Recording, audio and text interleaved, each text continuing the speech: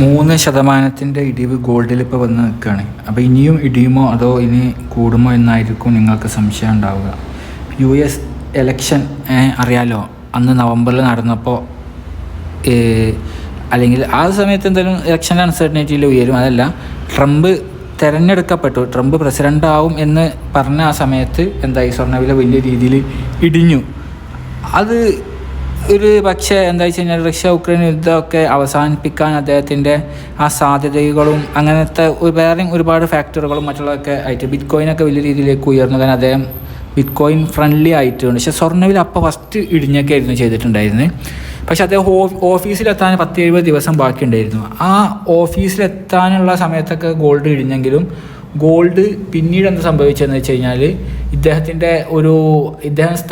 അധികാരത്തിലേക്ക് വന്ന സമയത്ത് അദ്ദേഹം ട്രേഡ് അൺസർട്ടനിറ്റി ഉണ്ടാക്കി. മെക്സിക്കോക്കും കാനഡയ്ക്കും അതേപോലെ തന്നെ എന്താക്കി, ചൈനക്കും എക്സ്ട്രാ താരിഫ് ചുമത്തും എന്ന് പറഞ്ഞു. അതിപ്പോൾ ഇനി മാർച്ച് 4 എന്താവും, ഇംപ്ലിമെൻറ്റ് ചെയ്യാൻ പോവുകയാണ്, ഏപ്രിൽ 6 പക്ഷെ അന്ന് അദ്ദേഹം അത് പറഞ്ഞപ്പോൾ സ്വർണ്ണവില വലിയ രീതിയിൽ ഉയർന്നാണ്ടാണ് ഇപ്പോൾ വലിയ റെക്കോർഡൊക്കെ ബ്രേക്ക് ചെയ്ത് 64,560 വരെയൊക്കെ എത്തേണ്ട അവസ്ഥ വന്നിട്ടുണ്ടായിരുന്നു. അപ്പോൾ ഇപ്പോൾ തന്നെ പറയുന്നത് എന്താണെന്ന് വെച്ച് കഴിഞ്ഞാൽ അങ്ങനെ ഉയർന്നു. ഇപ്പോൾ ഗോൾഡ് പ്രൈസ് ഇടിഞ്ഞു. ഇപ്പോൾ അദ്ദേഹം അധികാരത്തിലെത്തിയപ്പോൾ കുറച്ച് ദിവസം കഴിയുമ്പോൾ റഷ്യ ഉക്രൈൻ യുദ്ധത്തിൻ്റെ കാര്യങ്ങൾ സംസാരത്തിലേക്കൊക്കെ വന്നൊക്കെ. പക്ഷേ ഇപ്പോൾ ഇവർ പറയുന്നത് റഷ്യ ഉക്രൈൻ യുദ്ധത്തിൻ്റെ ഈ ഒരു പീസ് ടോക്ക് കൊണ്ടല്ല ഇടിഞ്ഞതെന്ന് പറയുന്നത്. ഇപ്പോഴും പറയുന്നത് വെച്ച് കഴിഞ്ഞാൽ ആ ഒരു ട്രേഡിങ് നേരത്തെ മാർച്ച് 4 ആക്കാൻ നോക്കിയപ്പോൾ ഡോളർ സ്ട്രെങ്തനിങ് നടന്ന് സ്വർണ്ണവില തകർന്നു എന്നാണ് പറയുന്നത്. അപ്പോൾ തികച്ചും വ്യത്യസ്തപരമായിട്ടുള്ള ഒരു വിശദീകരണമാണ്. അല്ലെങ്കിൽ ഒരേ കാരണം തന്നെ ഉയർന്നതിനും താഴ്ന്നതിനും പറഞ്ഞേക്കുക. അപ്പോൾ അത് നമുക്ക് ഡൈജസ്റ്റ് ചെയ്യാൻ പറ്റത്തില്ല.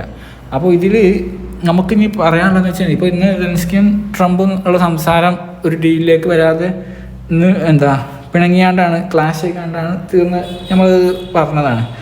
അപ്പോൾ ഗോൾഡ് ഇനി കൂടുമോ കുറയുമോ എന്ന് ചോദിച്ചു കഴിഞ്ഞാൽ സ്വർണ്ണവില ഇനിയും ഉയരാനാണ് സാധ്യത എന്നാണ് ഇന്ത്യയിൽ പറയാനുള്ളത്. പിന്നെ വേണമെങ്കിൽ ശാന്തമായിട്ടിരിക്കാം. 3% ഇടിവ് കഴിഞ്ഞ ആഴ്ച പറഞ്ഞതല്ലേ, 8 ആഴ്ച ആയിട്ട് ഉയറിയായിരുന്നു. 9ാമത്തെ ആഴ്ചയിൽ ഇടിഞ്ഞു.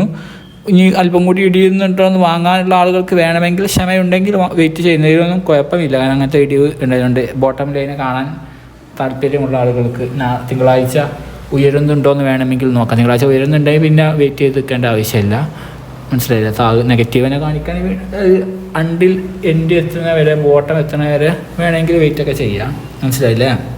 അതായത് ട്രേഡ് അൺസർട്ടനിറ്റിയും ജിയോ പൊളിറ്റിക്കൽ ടെൻഷൻസും ഒക്കെ ഉണ്ട്. മാത്രമല്ല എന്തുണ്ട്, എക്കണോമിക് സ്ലോ ഡൗൺ ഉണ്ട്, എക്കണോമിക് ക്രൈസിസ് ഉണ്ട്, ഫിനാൻഷ്യൽ ക്രൈസിസ് ഉണ്ട്, ബാങ്കിങ് ക്രൈസിസ് ഉണ്ട്, എല്ലാ സ്ലോ ഗ്രോത്ത് ഉണ്ട്, ലോ GDP ആണ്, റെസഷൻ പേടികളുണ്ട്.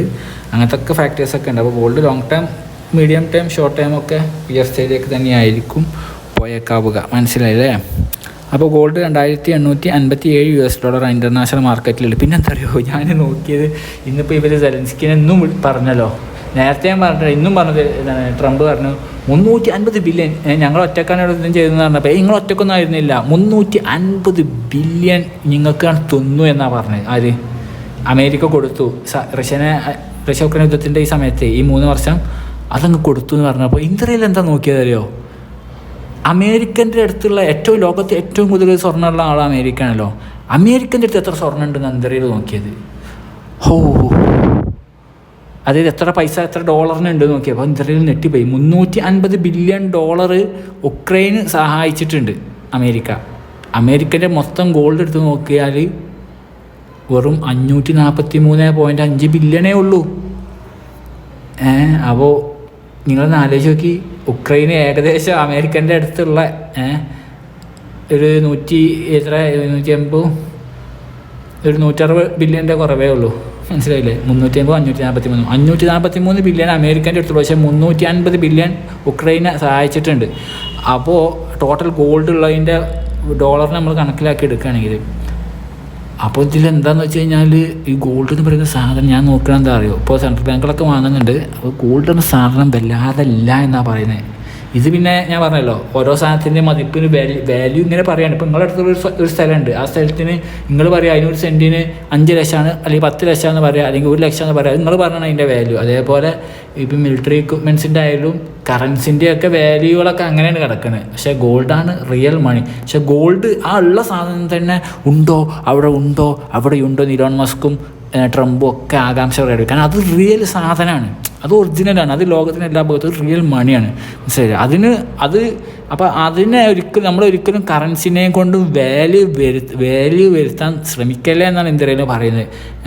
ഇനിയിപ്പോൾ മിലിറ്ററി എക്യുപ്മെൻറ്റ്സ് 1000 ബില്യൺ കൊടുത്തു എന്ന് കരുതിക്കോളി, 1 ട്രില്യൺ കൊടുത്താലും എന്താണെന്ന് വെച്ച് കഴിഞ്ഞാൽ അത് അതിൻ്റെ ഇതാണ്, പക്ഷെ റിയൽ അല്ല. അപ്പോൾ ഗോൾഡ് ശരിക്കും എന്താ ഗോൾഡ് ഇപ്പോൾ 543 ബില്യൺ ഉള്ളെങ്കിലും അത് എത്ര ഇതാണ്, അത് റിയലാണ്. ഇനിയിപ്പോൾ 100 ബില്യൺ ഉള്ളെങ്കിലും അതൊക്കെ റിയൽ സാധനമാണ്. അതിൻ്റെ വാല്യൂ ഒരിക്കലും കറൻസിനെ കൊണ്ട് നിങ്ങൾ എന്താക്കാൻ നിൽക്കണ്ട. അതായത് ഇപ്പോൾ ഉള്ള പ്രൈസ് എന്ന് പറയുന്ന 63,520 എന്ന് പറയുന്ന അതിനെ വെച്ച് നിങ്ങൾ ഗോൾഡിനെ ഒരു പവനെ എന്താക്കണ്ട, വിലയിരുത്തണ്ടെന്ന് പറയണ്ട. ഗോൾഡാണ് നിങ്ങളുടെ കയ്യിൽ, അത് റിയൽ സാധനമാണ്, അത് റിയൽ വാല്യൂ. ഈ ഒരു ഫാക്റ്റ് ചിലപ്പോൾ നിങ്ങൾക്ക് പറഞ്ഞു തരാൻ പറ്റത്തില്ലായിരിക്കും. പറഞ്ഞു തന്നു കഴിഞ്ഞാൽ പിന്നെ ഇതിനൊന്നും നിലനിൽപ്പില്ല. അപ്പോൾ അങ്ങനെയാണ് അതിൻ്റെ ഒരു ഫാക്റ്റ്. കാരണം ഇത് ഉയർന്നു കൊണ്ടേയിരിക്കും, മാക്സിമം ഉയരാതിരിക്കാൻ വേണ്ടിയിട്ട് ശ്രമിക്കും പല ആംഗിളിലും, എന്നാൽ തകരാതിരിക്കാനും ശ്രമിക്കും, എന്നാലും ഗ്രാജുവൽ ഇൻക്രീസ് ഉണ്ടാവുകയും ചെയ്യും. അങ്ങനെയാണ് ഇത് പോവുക. മനസ്സിലായില്ലേ? അപ്പോൾ കാരണം നമ്മൾ എന്ത് അറിയണമെങ്കിലും ഇപ്പോൾ ഞാൻ വെറുതെ പറയും, ഇവിടെയുള്ള ഇപ്പോൾ ഒരു മലപ്പുറം ജില്ലയിലെ എല്ലാ സ്ഥലങ്ങളുടെയും പൈസ മാത്രങ്ങൾ കൂട്ടിയെടുത്ത് നോക്കി എത്ര കോടി ഉണ്ടാവും, എത്ര ബില്യൺ ഉണ്ടാവും, അതൊക്കെ ഞാൻ പറഞ്ഞു. അപ്പോൾ അതാണ് അതിൻ്റെ. പക്ഷേ കറൻസി ആ സച്ച് ഗോൾഡ്, സിൽവർ, മനസ്സിലായില്ലേ, ഈ നോബിൾ മെറ്റലുകളാണ്. അപ്പോൾ അതിൻ്റെ വാല്യൂ അത് അങ്ങനെ തന്നെ ചിന്തിച്ചെടുക്കാൻ നിങ്ങൾക്ക് കഴിയുമെന്ന് ഞാൻ ഇന്ത്യയിൽ പ്രതീക്ഷിക്കുന്നത് കൊണ്ട് 63,520 കരുതിയാണ്ട് സ്വർണ്ണവില 10, 20, 500 കുറഞ്ഞ് വെച്ച് നിങ്ങൾ ഇതാക്കണ്ട. ഇത് ഉയർന്നു കൊണ്ടേ ഇരിക്കും. അതാണ് റിയൽ മണി, നിങ്ങളുടെ കയ്യിലുള്ള റിയൽ സാധനമാണെന്ന് മനസ്സിലാക്കുക. അപ്പോൾ 63,520 ഇപ്പോൾ ഉള്ളത്. ഇന്ന് 160 കുറഞ്ഞത്. ഇനി എന്താ വെച്ച് കഴിഞ്ഞാൽ സ്വർണ്ണവില ഇനിയും ഉയരും എന്നാണ് ഇന്ത്യയിൽ പറയാൻ ഉള്ളത് സാധ്യത. പിന്നെ വേറെ ഗോൾഡിൻ്റെ കാര്യം കഴിഞ്ഞു കേട്ടോ, പോകാനുള്ളവരൊക്കെ പോയിക്കോളി. പിന്നെ ഇന്ത്യയിൽ ഇന്നിപ്പോൾ ഒരു ഡ്രാഗണോ അങ്ങനെ എന്തോ കണ്ടു.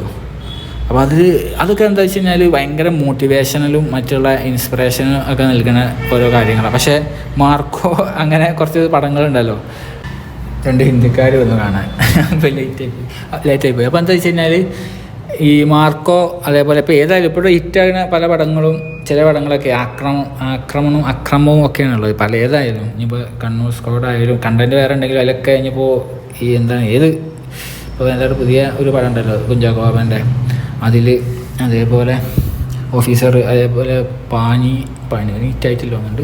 അങ്ങനെ ഏതായാലും അതിൽ എന്തെങ്കിലും ഒരു വയലൻസ് ഉണ്ടാവും. പക്ഷേ അത് നോട്ട് ചെയ്യാതെ പോകും. മാർക്കോയിൽ പിന്നെ നേരിട്ട് വയലൻസ് ആയിട്ട് പറഞ്ഞു എന്നേ ഉള്ളൂ. അപ്പോൾ ഇത് ഹിറ്റാകുന്നുണ്ട്.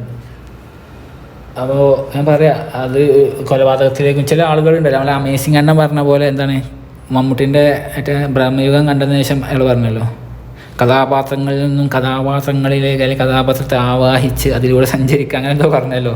അതേപോലെ ഈ കഥാപാത്രങ്ങളായി മാറാൻ നോക്കണം. പക്ഷേ ഇപ്പോൾ ഇന്റർവ്യൂലിൻ്റെയൊക്കെ സംബന്ധിച്ച് ഞാനൊക്കെ ഇപ്പോൾ ഒരു പടം കാണുകയാണെങ്കിൽ അതിലിപ്പോൾ മാർക്ക് കണ്ടു കഴിഞ്ഞാൽ എനിക്കെന്താവില്ല, അത് ഇൻസ്പിറേഷനോ മോട്ടിവേഷനോ ആവില്ല. അപ്പോൾ ഡ്രാഗൺ അല്ലെങ്കിൽ അങ്ങനെയുള്ള പടങ്ങൾ കാണുമ്പോൾ എന്താവും, അത് ഹാർട്ട് ടച്ചിങ് ആയിരിക്കും, കരഞ്ഞു പോവും, അല്ലെങ്കിൽ അത് മോട്ടിവേറ്റായി പോവും. എന്തായാലും അത് എടുത്ത രീതിയിൽ ഉഷാറ് തന്നെയാണ്. എന്താ പറയുക, ഡ്രാഗൺ എന്താണ് പേര്, ഡ്രാഗൺ തന്നെ തോന്നുന്നുണ്ട്.